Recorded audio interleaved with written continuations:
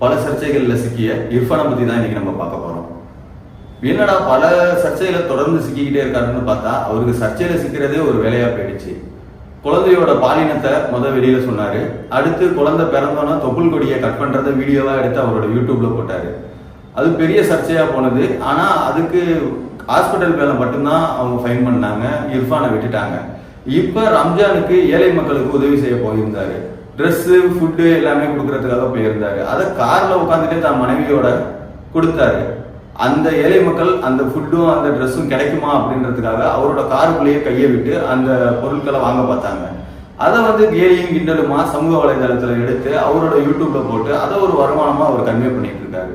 இது மாதிரியே செஞ்சுக்கிட்டே இருந்தாருன்னா மக்கள் மனசுல அவர் இன்னமும் ஒரு நிலையில்லாத மனுஷனாவே தான் இருப்பாரு. அவரோட யூடியூப்ல இருந்து அவங்களுடைய சப்ஸ்கிரைபரே வெளியில போற அளவுக்கு அவருடைய நடவடிக்கை இருக்கு. இவரு செய்யற தப்பையும் செஞ்சுட்டு திருப்பி அதுக்கு உரிய மன்னிப்பையும் கேட்டுறாரு. இது வாடிக்கையாவே இருக்கு. ஏங்க இது மாதிரி செஞ்சீங்க அப்படின்னா, இல்ல என் மனைவி உள்ள இருந்தப்ப எனக்கு ஸ்ட்ரெஸ் ஆயிட்டாங்க அவங்க, அதனால நான் என்ன பண்றதுன்னு தெரியாம இந்த மாதிரி நான் நடந்துக்கிட்டேன். ஏன் அந்த மாதிரி நடந்துக்கணும்? காரை விட்டு இறங்கி வெளியில போய் மக்கள்கிட்ட கொடுக்கலாமே. மக்கள் ஒவ்வொருத்தவங்கள்டையா கொடுத்தா அவங்களும் அதை சந்தோஷமா வாங்கிக்குவாங்க, உங்களை நல்லபடியா வாழ்த்துவாங்க. நீங்க காருக்குள்ள உட்காந்தே கொடுத்தனால எனக்கு கிடைக்குமா கிடைக்காதான்ற சந்தேகத்துல அந்த மக்கள் காருக்குள்ள கையை விட்டுட்டாங்க. நல்லது செய்யுங்க, தப்பு இல்லை. அதை வெளியில தெரியற மாதிரி செய்யுங்க, அதுவும் தப்பு இல்லை. ஆனா உங்களோட வருமானத்துக்காக நல்லது செஞ்சு மக்களை கேலி கிண்டலுமா கொண்டு போகாதீங்க. அது ரொம்ப தவறான செயல். உதவி செய்யறது நல்லது.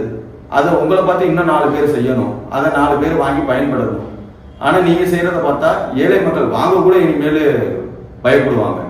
இது போன்ற தவறுகள்ல இருந்து இர்ஃபான் மீண்டு வரணும். சர்ச்சையில சிக்காம இருக்கிறதுக்கு அவருக்கு என்ன வழி தெரியுமோ அந்த வழியை பயன்படுத்தினாலே போதும்.